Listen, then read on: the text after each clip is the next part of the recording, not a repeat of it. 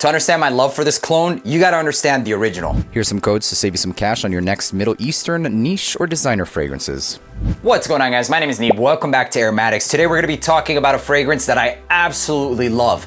Not only the original, but also this cologne. So the original in itself is top 4 for me, genuinely. I just made my top 15, I think, niche fragrances of my like 3,000 plus collection. I've narrowed it down to some of these, and this has easily placed it, and I actually believe top 3. This is called Kilian's Black Phantom, a fragrance that will always be in my collection, and as long as my taste doesn't change, I see it being in there for very long foreseeable future. And that's the reality of it, is tastes change, noses develop, and simple as that. Really doesn't need to complexify it. So this fragrance in itself is an ambery vanilla chocolate woodsy fragrance that was released in 2017 by the House of Kilian. This is an absolutely intoxicating DNA that's polarizing for most, and it's not going to be understood for most. Rich, seductive, dark. The color black is what this one is to me personally, but also caramelized. So if you were to have like this caramelized, slightly molasses color of black,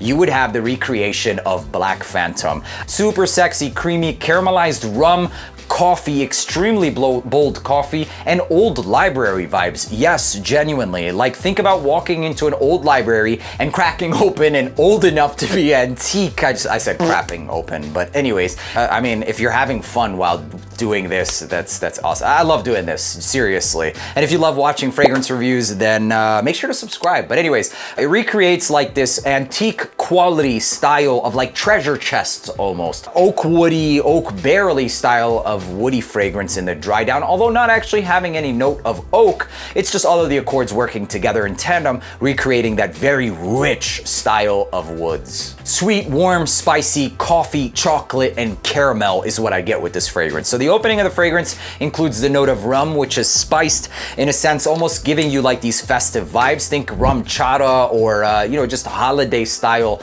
of alcoholic drinks. I don't drink, but I do know that rum has more of a spiced undertone to it because I work with that material, the synthetic, when creating perfumes. In the mid, we've got dark chocolate. We've also got coffee, almond, and heliotrope. This almond and heliotrope combination is something else. Generally speaking, I don't like the note of almond, and sometimes it can give me a cherry undertone. And also, not only that, it can come off slightly metallic and synthetic. However, in this fragrance, I do not get that. And it's more than likely because of the heliotrope and the almond combination. So heliotrope is sometimes used as more like a fixative to enhance performance, basically. And it just kind of creates this 3D effect, allowing the fragrance to pop more, and especially used when you're using denser notes like found in this fragrance. So what it can basically act like is a musk accord with a more vanillic undertone to it. And the almond note as well does have similar style or traits in terms of projection, etc., adding a more glazed and slightly nutty vibe to the entirety of the fragrance. So that could kind of sit a bit dense along with all of those other notes, but the heliotrope does help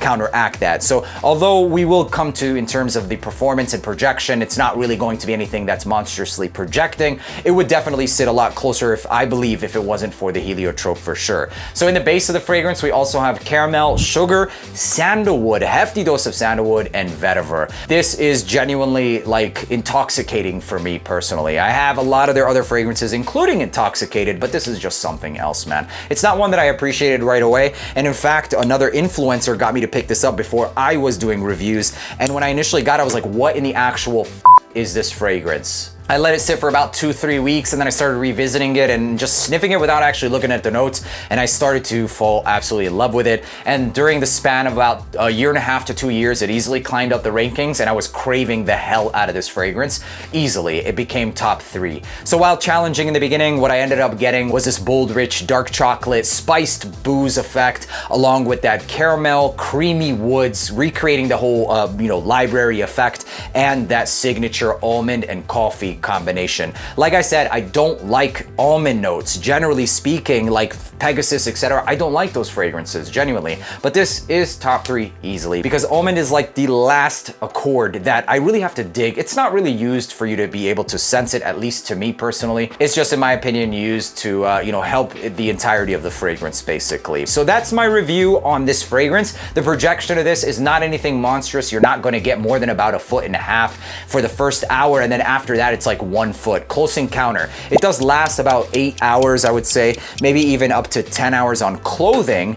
And other than that, man, you're gonna have a woman melting on you. But this is for mature and grown folks only. And that's going to translate into this fragrance as well. This kind of recreates the whole black leather jacket vibe, although I never wear leather coats, and I think it's a little bit old school, and there's no problem with that, but I don't ever wear leather coats and it works perfectly fine for me. I've worn this wearing a matte black long coat or like just all black, and it definitely suits that vibe as well. And if leather coats are your thing, then that will absolutely suit it as well. Now moving on to this fragrance, which is called Spectre Wraith. This took a $220 fragrance that was available at that price at discounters and made it for under $50 freaking dollars. All of the notes are technically supposed to be the same, but there are absolutely differences between both of these scent profiles. What do I think about Wraith, all things considered? I think it's a banger-ass fragrance. It was one that when I got to the convention in Dubai last year in 2023, I was taken aback because I was not expecting this scent profile to have been recreated, at least.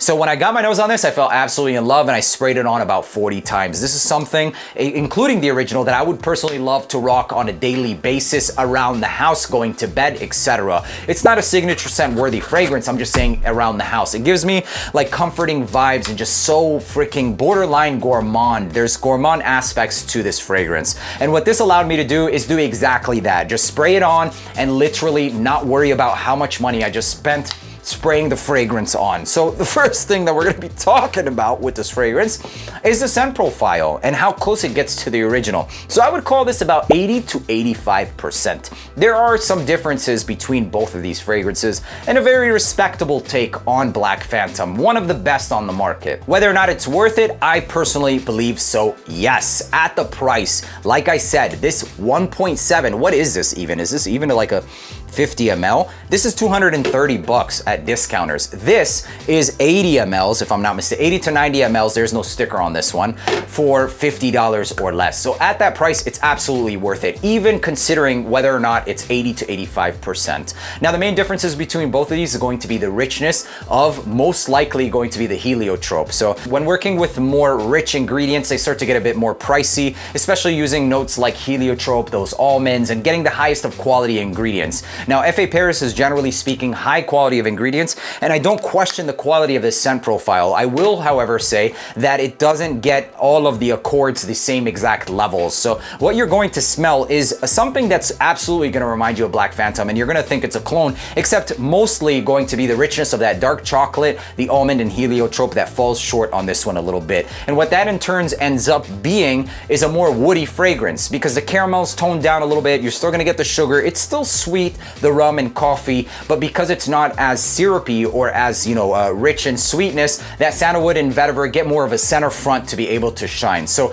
long story short, this smells like 80 to 85%. It's not as rich in the chocolate, and what ends up happening is it smells a bit woodier. Is it gonna remind you of Black Phantom? Yes. Is it a banger? I think so. I absolutely think so. My overall score for this one, I would give it a 9.25 out of 10. I wanted to say a 9.5, but the versatility, along with being that 85-80%, kind of drops it a couple more points in percentages. For the price, I still think that it's hard to match something of this scent profile. It is going to be polarizing. It's not going to be for everybody, so you have been warned. If you like fragrances that are rich, that are dark, that are dense, you're going to like Wraith. Prior to having something like Wraith, this scent profile was not as disposable. I do own Dark Night by Alexandria Fragrances, and it's phenomenal. However, price per ml, I mean, it's pretty high, the price per ml. Still a great fragrance and arguably still worth it. But this price per ml, 90 mls for $50 or less, 100% worth it. 9.25, and you know what? I personally want to say 9.5. So I'm gonna stay true to myself, and in turn, that's gonna stay true to you guys. 9.5 out of 10 easily. For reference, fragrances that would get 10s from Fragrance World, so all things considered, price point, etc.,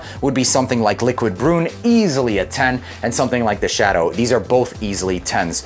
Because it's not as close as some of these other inspos, it would get a couple of docked points, and in terms of the performance, I get about 8 hours, maybe 7, 8 hours out of this, which also gives it a little bit docked in points as well. Still great, still worth the pickup, and that's pretty much all I have to say about Spectre Wraith by Fragrance World. 100% worth the pickup for me, and I personally would pick it up again. Please make sure you know what you're getting into when you're grabbing a fragrance like this, because it is polarizing and not for everybody. But if you want to be able to try something like this, then this would be a decent way to get your nose on it. Otherwise, sample. But even then, I think 5 mLs of this is the price of this. So it's up to you. Hope you guys enjoyed watching this video. Make sure to leave a like, hit that subscribe button, and let us know down in the comment section what you think about Spectre Wraith if you did pick it up yourself. Until the next video, peace.